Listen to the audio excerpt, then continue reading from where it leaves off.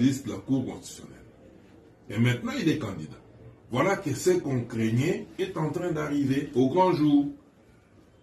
Monsieur Bimola est en train de... Hier, il était dans des bureaux de vote, dans des centres de vote, intimidant les agents de la CENI qui est en train de faire paisiblement leur travail pour qu'ils puissent trouver comment accorder le plus de bulletins ou le plus de voix à son fils.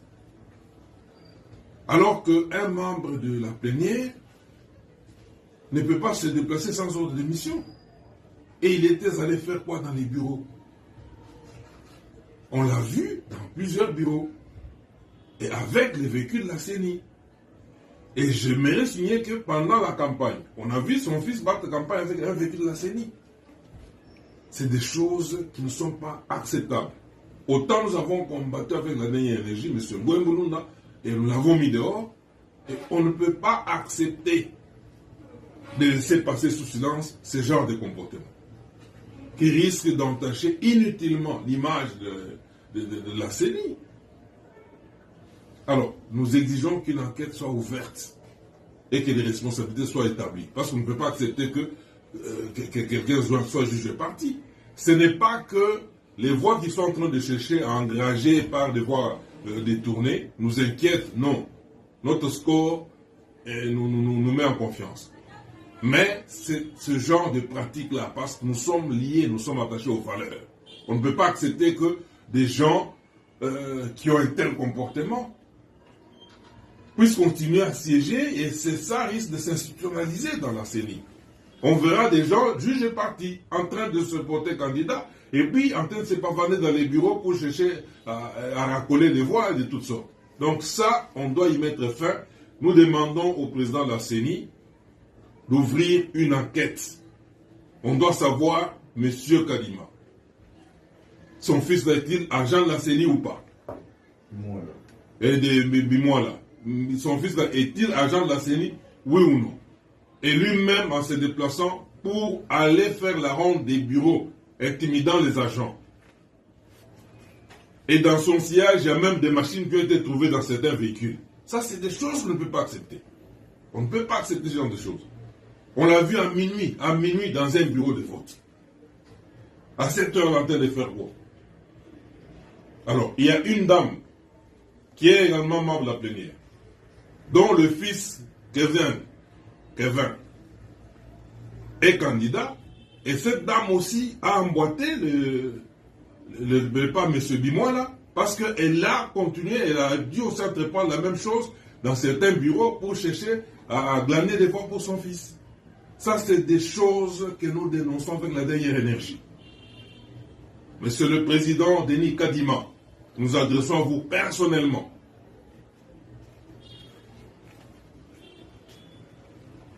Nous sommes liés, attachés aux valeurs. On ne peut pas s'amuser avec une institution aussi noble que la CENI. Vous avez suivi la vidéo. Bonjour, bonsoir,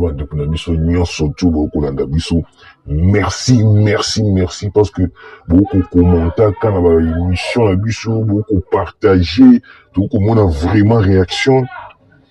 Mais certains Congolais ou inconscients, vous excusez moi, manipulés par Katumbi, Fayulu, continuer toujours pour soutenir Katumbi.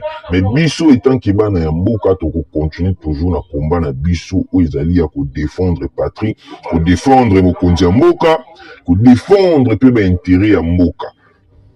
Bande konanga avant tout kota tout décortiquer vidéo ou tu kola nani bandeli. Tout pesa bino no ba grande ligne na biso non.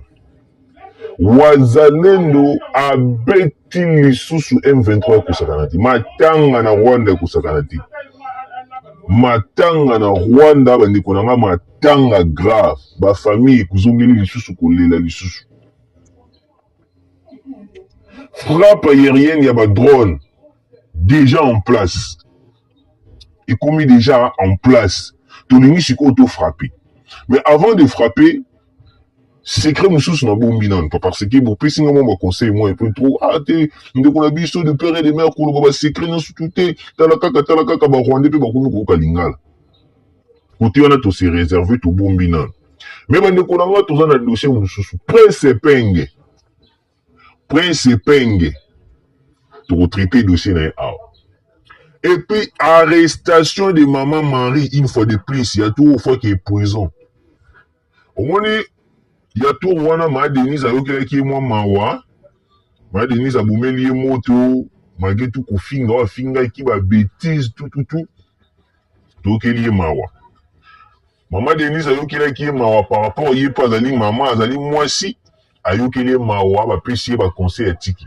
Mais cette fois-ci tu comprends que nous fayulu atie lokola maman na loko kindoki. Toko traiter dossier na awa. Ma Marie s'attaque à Denis Kadima. Commence à dire des bêtises. Oyo esengeli alobate. Tokonobango au courant de cette émission. Bande konanga, actualité ezali abondante, actualité est là vraiment abondante. Toujours qu'il y a une actualité, tout le temps quelques actualités. Tout d'abord, ton bandit d'actualité, Ouazalendo. Toutes les lignes de front sont sous un calme précaire après une forte agitation de la journée. Les M23 répatrient leurs morts et après ils vont revenir et nous allons encore leur donner des corps répatriés. Ainsi, l'armée rwandaise quitte la RDC dans le cercueil. Donc, frappe Salamaki lobby et meminde sikone bimbi na Rwanda. Certains Congolais aujourd'hui, oyo yoba ko comprendre était oyo baza sous emprisonnement, il y a Paul Kagame sous emprisonnement, il y a Katumbi ba ko comprendre était. La RDC écoute à la R et individu indivisible. Pourquoi? Parce que Congolais n'ont surtout à comprendre la réalité. Ndenge nini oyo fona traiter mboka nanga. Nini oyo fona sala po mboka nanga et bana kozala garder malamu. Mais nous comprenons une chose. Il y a plusieurs personnes qui vont comprendre l'été. Oyo bazo mima makaka na makambo o etali ya Katumbi et tout consort. Intense combat o esalamaki na Est. Combat wana ezalaki grave. On a dû remarquer plusieurs morts du côté des M23. Parce qu'au moment où nous sommes, M23 cherche à tout prix. L'autre fois, c'est une émission pour nous connaître que non. M23 à tout prix. N'engeni na yeba na ko récupérer mini ya Rubaya. Mais lokola ba Ouazalendo, ba FARDC, bazalaki soudé, bazalaki na écoute, ba frappaki Ouazalendo FARDC, mais les Ouazalendo et les FARDC ba répondaki direct. Yango monaki que non ba M23 ba koka quitté. Donc il y avait eu plusieurs morts du côté des M23. Donc Kagame jusqu'à preuve du contraire a ko comprendre que non bitumba o ils allaient bitumba moko et ko kotisa yende ba perte d'homme. Parce qu'au moment où nous sommes avant na kota na ba grande ligne nanga ya makasi o ya makambo ya Ouazalendo. Tout traité dans biscuit. Kagame a moni siko awa nenga boina komi ko perdre davantage.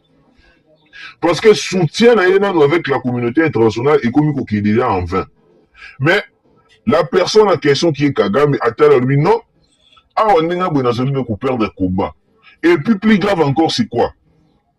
Ba média pro Kagame et pro M23 bazali ko sala ba lobbying. Surtout makambo ya élection oyo pona kuyeba na ko dérouter. Bango souci na bango ezali nini? Katumbi azo Bukondi. Après avoir kozwa Bukondi ya Katumbi, nde ko permettre bango baeba na nini ko profiter na balkanisation. Alors que aussi la population congolaise ya diaspora ya partout ba comprendre qui déjà le non awa soki to sali erreur to pesi mboka na ba étranger, tozo risquer mboka na biso ekindi dans le pamba. Qu'est-ce qu'il faut faire? Il faut maintenant démoraliser l'ennemi. Donc, démoraliser l'ennemi dans Ndengenine. Pour voter le président Félix Antoine Tshisekedi. Continuer et consolider les acquis. Parce que ceux qui te tiki Mukundiambuka. biso moko nde moto kozala na pasi. Et donc okokamwisa biso ezali nini na mboka na biso. C'est la toute première fois dans ce pays, ou soit, si je me trompe, beaucoup met dans la commentaire. Mais au moins, la yébi la connaissance, c'est la toute première fois. L'opposition contexte les résultats avant même la publication. C'est la toute première fois dans ce pays, la RDC. L'opposition conteste les résultats avant même la date de la publication. Pourquoi Balingi Basala Bongo? L'opposition va remarquer une chose, que non, malgré le chantage, malgré la fausseté, tout créé, malgré la création, tout créé, mais la population reste déterminée à voter toujours le président Félix Antoine Tshisekedi. C'est pour cela, qu'est-ce que nous devons faire? Nous devons créer un chaos en organisant une marche pour créer ce qu'on a mis depuis. Puis c'est qu'il y a une révélation l'autre fois que non. Marche on a organisé, ils ont dit marche en normalité. Ils ont dit marche encore destiné à ils ont dit mini. Pour créer des ordres, population. Créer des ordres. Après l'avoir créé des ordres, vu que pour la police et pour sécuriser la population et l'air bien, tant la population la police peut-être à gaz pour disperser tout. Mais c'est par là, eux ils vont commencer ou soit ils vont profiter de l'occasion pour tuer la population et faire passer les messages à la communauté internationale, les États-Unis, la France, l'Allemagne, tout, la régime en place, et boumi, biso, donc, dingezali, bouébouya, karoko, talikamuna, biso, bouanile, élection, tout bandila, élection, moussous. Souci ya Katumbi, souci ya Fayulu, souci ya Mkwege, izali ya Mwana. Ceux qui ont moni batouana à tout prix, avant, nan nous résultat et bimité. Nan nous va proclamer président provisoire. Nan nous va boire qui ils ont le examen d'état. Nan nous va boire quitter. Mais déjà, aux autres, il a déjà échec na yo. Balobaka, celui qui se sent touché connaît l'affaire. Jamais maï et ningana rapamba. Sauf que moni maï, visible, yoko ningana place, wana kili yeba kembisi azali wana. Donc, ceux qui vont comment maï yoko ningana opposition, yoko télé, yoko salabou. C'est parce qu'ils ont compris que non, bah, koti kanaka qu'on réussir té na makambo, ou itali élection. Vu que la population est plus bango mokong et comprendre. Nous plaçons le barzo kobatali balobi non. Ah, on est moyen, ils ont sous-souté. Nous devons créer maintenant un chaos. Le chaos que nous allons créer et pour permettre biso sikoyo to ba na kutinda ba image na communauté internationale pour ba na ko faciliter biso annulation ya makambo ya élection. On a suivi ou soit j'ai vu une vidéo il y a le monsieur qui se prétend être candidat président de la République, c'est Kikouni, proposer ou soit demande l'annulation des élections et puis Koubandi la élection et tout et tout. Tout d'abord, le monsieur était un vendeur de chaussures. Le monsieur n'a pas un poids politique. Na bêtise, moi, un peu trop, mais le monsieur, hein, il y a un moment tout ça, les 4 mois, 30 secondes, moi, où il y a qu'on recadrer, et puis, tous les canapages, parce que, c'est un frintin politique. Donc, il n'a pas de poids, il n'a pas la capacité, hein, il n'a pas la capacité de s'imposer avec le président Félix Antoine Tshisekedi. Il faut couper ça, tout le monde, Daniel Saf, Diamba, Nin. Humilier Daniel Saf, 0 voix. Tokokozela la sikoyo aya kosala ba veiller na ye liboso ya parlement. Tokokozela ye aya kosala son matanga. Aya kolala libanda. Lokola tour wana na 2018 mokonza mboka yokelaka ye mawa. Mais tu comprends que non mawa o bayokela ki ye izalaki mawa moko boye. C'est comme si pour la faciliter ndi afinga malam. Mais cette fois-ci, plus question ya koyokela mutu mawa. Très nyo surtout o ya mboka o ya lié à vendre mboka lokola ba Daniel Saf Bafayulu, Mukwege, Katumbi, Basesanga, bazali bato oyo tokotika la koyokela bango lisusu mati parce que on a compris une chose. Politique to bokonzi esengaka pe trop de mawa te. Parce que Kabila malgré azalaki mabe makasi lokola alongolaka mosisa ya kozala na mawa na politique omonaka yango omonaka bandaka kobanga ye makasi.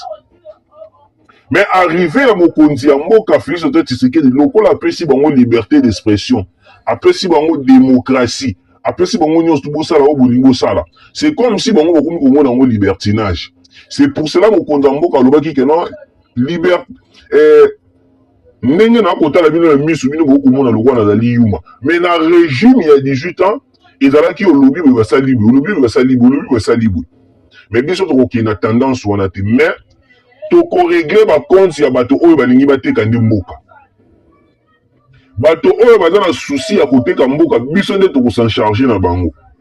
Mais oyo aza na ye moto ya bilobela ya normal tokokipe te parce que ndeti baseti kikuni c'est un fretin politique donc ye moya kokipe eza te, ye aza très léger. Mais bato lokola bakatumbi oyo balinga batekela bazwa mboka na biso bapesa baétranger, ye déjà faut préparer déjà exil. Katumbi préparer déjà exil na yo. Awa bomoni ambongo azo akimi ambongo akimi terrain politique parce que ambongo comprendre que non awa ninga bokomi ko déshabiller nga pena ndenge nazalaka. Alors c'est le temps pour moi ya koyeba na kokima terrain politique parce que namoni na yo ki esengeli na yoka famille ekomi ko déconseiller nga te il faut longa na place yo. Et puis après avoir constaté que non terrain oyo azali na Moïse Katumbi ezali terrain moko ya liwa na ndenge nini. Vous avez suivi l'émission que j'avais mis en ligne hier. Ndenge nini Katumbi a victimisé informaticien na oyo arataki 45 attaques cybercriminalité na serveur ya CENI. Batali ka balobi non, ce type interne est compétent. D'après chantage, c'est un grand informaticien, il peut pirater, il peut faire ceci, il peut faire ceci, il peut faire ceci. Mais ce monsieur comment je peux dire, n'a pas arrivé à la hauteur il s'est limité car à la 45, na 45 y en a peu bouillé, à meki 45 par bazu va bloquer. Au lieu y a bloqué, la machine c'est ni mais yes ko bazu va bloquer. Au monde que non y a nzambe za ya nzambe. Ya nzambe eza ya nzambe. Oh, nous tout beaucoup contre le président Félix Antoine Tshisekedi. Beaucoup échoué. Beaucoup échoué. Alors, Bandekonanga, j'espère, c'est ce qui coule, là, mon tournoi bouillé. Il faut que moi à côté, c'est un fretin politique. Il n'a pas de poids politique.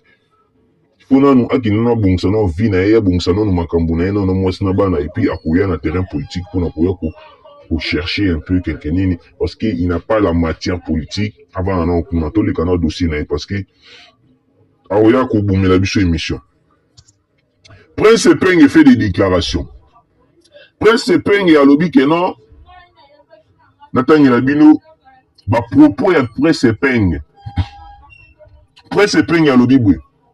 Les faux résultats publiés par Kadima avec la bénédiction de Félix n'engagent pas les Congolais. La fraude corrompt tout. Les machines à voter ont été distribuées aux membres de l'Union sacrée tant à l'intérieur du pays que dans la diaspora pour bourrer les urnes. La diaspora congolaise elle-même est étonnée des chiffres publiés. Les ambassadeurs congolais ont aussi participé à la fête. Et d'ajouter, les chaos électoral organisé par Kadima ne passera pas. Il tente la colère du peuple en publiant des faux résultats. En réalité, la diaspora congolaise intellectuelle ne peut pas voter quelqu'un qui n'a aucune vision ni compétence. Rendez-vous ce mercredi 27 décembre sur Boulevard Triomphal à 9h dans la rue avec les peuples pour une marche populaire. Disons stop au coup d'état électoral.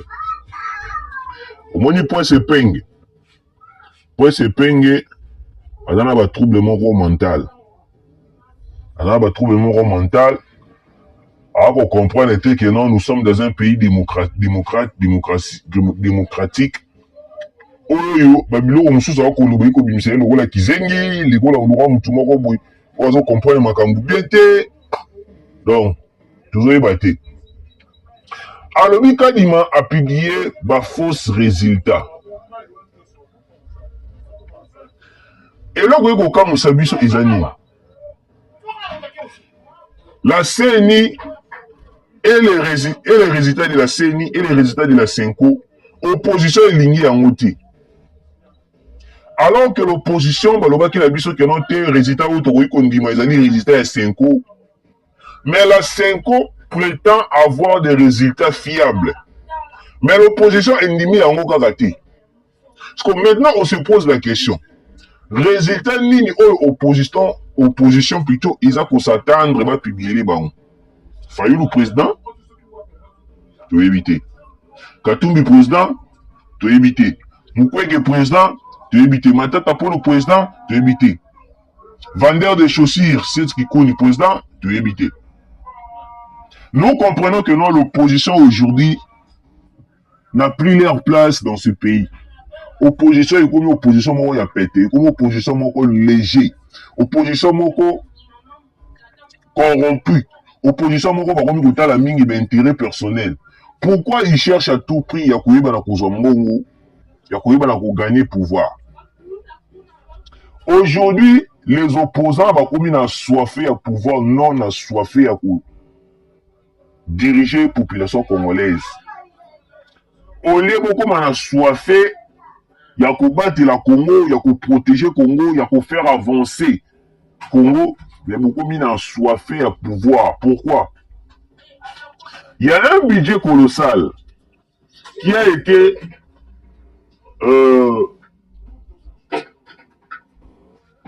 proposé par les opposants. Ils ont dit que non. Plusieurs d'entre vous ont gagné l'élection. Et puis à collaborer avec la communauté internationale pour faciliter bon makambo ebele. C'est pour cela que vous remarquerez que non, même Katumbi, même Fayulu, Mukwege, baza ko se battre pour récupérer toujours le compte par Makila par force, tout soit ba annuler l'élection, après avoir annulé l'élection et permettre bango. Parce que Marie et Foucault, quand elle est candidate président de la République, à celle qui est révélation. Il y a celle qui a campagne. À postuler la campagne, il y a juste pour déclarer que la transition. C'est une incompétence tout fait. Madame Marie et Foucault, une incompétence tout fait. Il y a ça la campagne. Il y a ça la campagne, mais il y a quelqu'un qui a payé $600,000. Il y a quelqu'un qui a sali ma déclaration. Ils ont dit que Pasteur Ngalasi, bandimi ba kobela, bandimi ba na ba problème, ba kozanga ba mbongo ba garantie, ba kozanga ta ba financement moko boyne na ba feti bandimi ba kozanga ebele. Mais bandimi ba moni yo ozi $100,000. Okay, oko pesa na CENI au postuler. Au monde bandimi ba sali yo kanai. Monde bandimi ba sali yo kanai. Ba voter o te balakisi yo ke non oza mutima mabe. Balakisi yo vraiment que non, pasteur Ngalasi oza mutima mabe. Comment se fait-il un homme de Dieu ou est censé garder ma brebis en Nzambe? Bandimi bana ba problème spirituel, financier, moral, tout. Yo tiki bandimi, mais au préféré ozwa $100,000 na yo, au pesa na CENI, au compte na politique. Papa awa, ils ont terrain moko, tous les coups sont permis. Tout coup déshabillé, tout le monde qui passe, tout tient à part, tout traité comme un politique. Ce qu'on ligne politique, va dans la politique. Ce qu'on ligne makambo ya Nzambe, va dans la makambo ya Nzambe. Mais il y a des gens qui biso passe bandimi na ba kolela, ba ko benga biso ba kolela.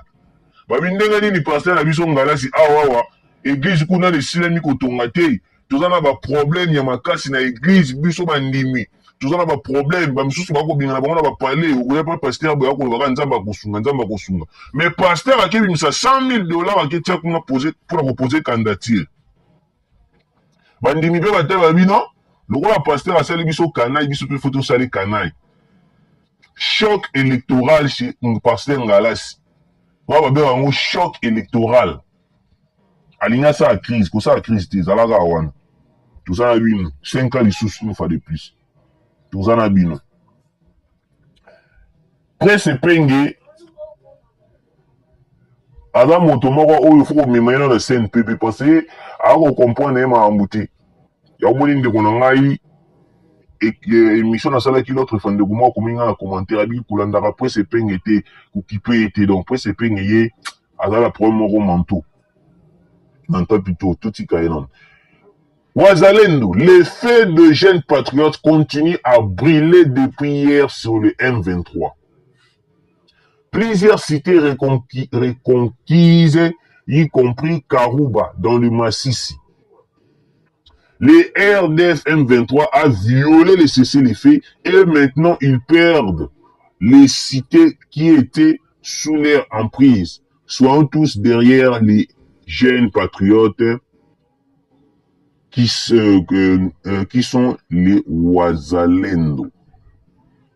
Bandikonanga, comme vous le savez, Kagame a mal à l'aise. Kagame a très très mal à l'aise. Na point oyo sko la ngina bimisa sko yo, iloko nini biso Congo tolingi to ça.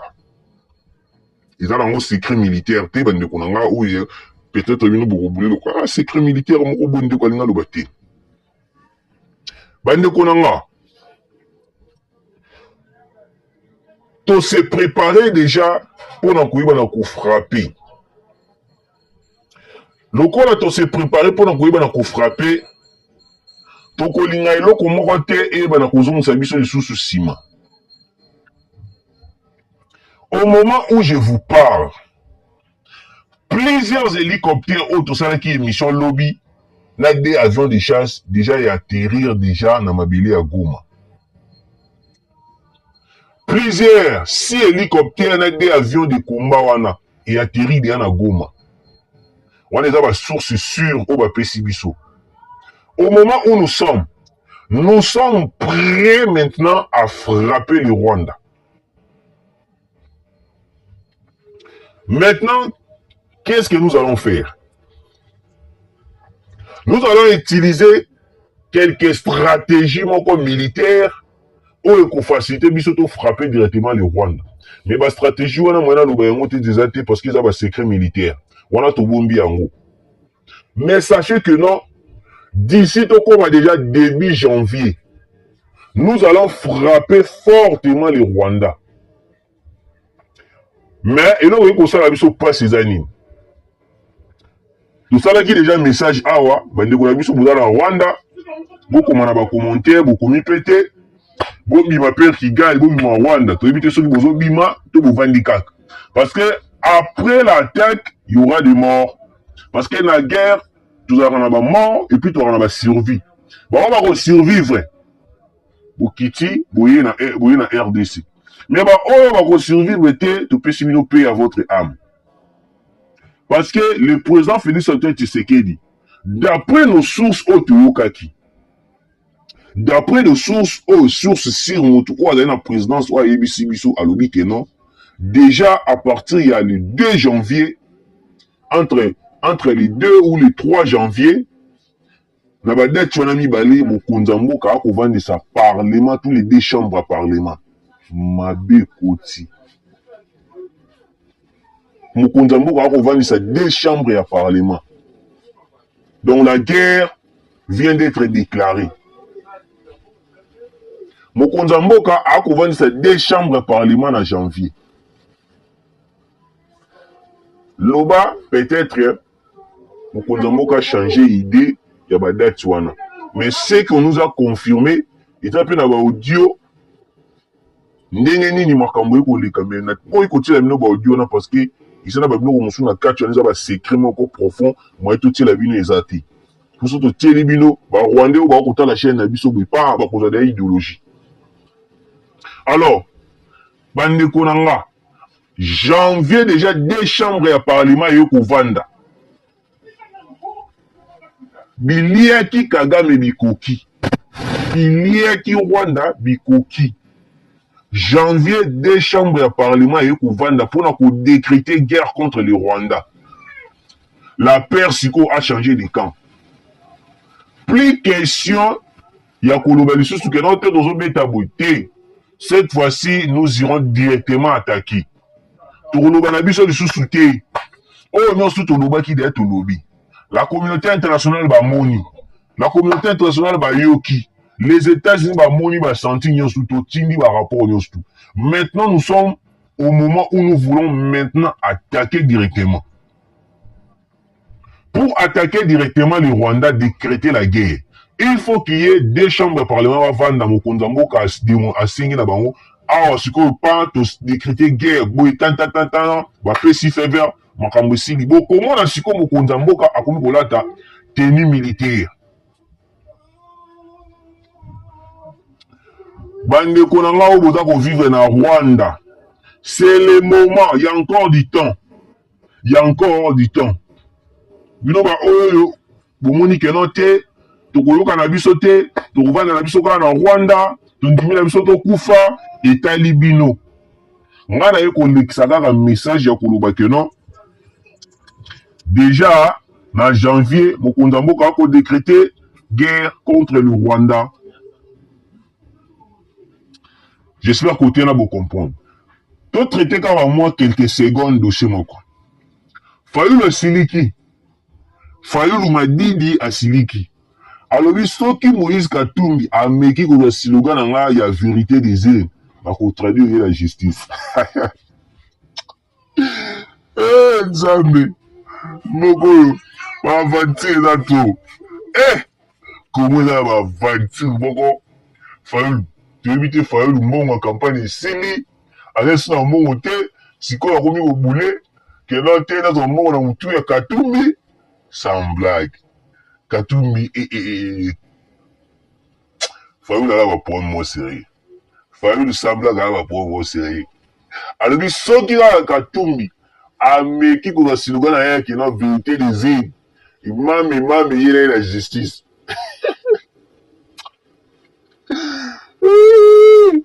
Moko.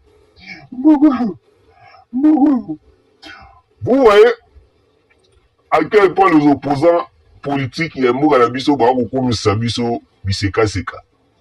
Donc ba ko mema biso na rigolade moko ya kosakana te. Fayulu lui-même déjà alobaki yango déjà que non. Soki boko voter nga te bo voter moi na mboka o azali les pères et les mères na pendant meeting na ye na ba campagne na ye.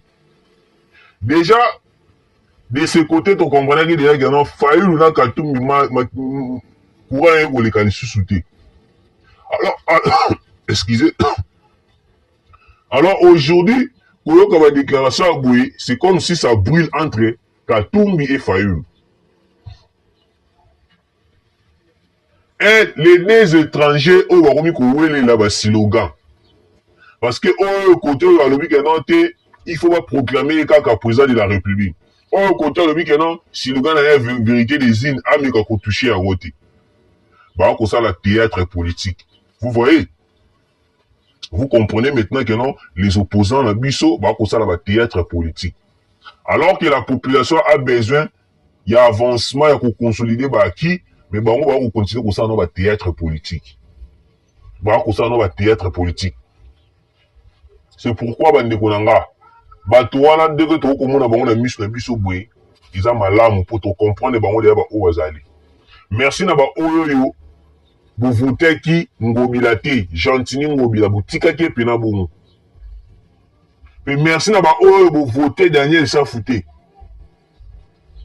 gentini ngobila un gouverneur incompétent to dénoncer awa news tout gentini ngobila mais le autre moni ba congolais boyo ki sibiso moi esengo na kati mais gentini ngobila lobi boy lokola bi c'est-à-dire qu'on a dit, le roi a dit que Congolais, vous avez un grand. Vous avez un grand en cas si vous votez, à décorer tout, ville province ya Kinshasa te ville te akodécorer yango te bokofete bongo ngobila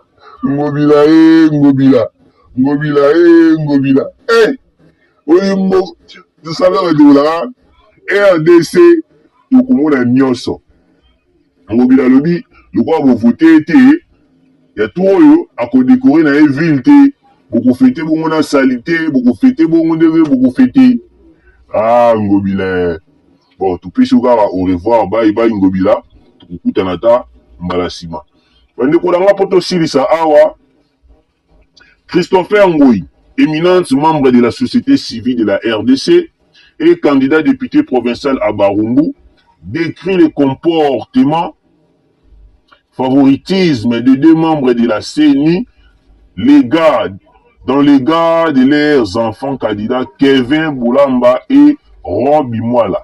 Il dit détenir plusieurs preuves dont des vidéos accablantes. Il appelle à l'ouverture des enquêtes et interpelle le président Denis Kadima. Kevin Boulamba et Robi Mwala. Il se peut que non, Batouana Badali, comment je peux dire, Badali Bana, il y a un candidat. Badali plutôt membre de la CENI, les gars de leurs enfants. Donc, à dénoncer, il se peut que,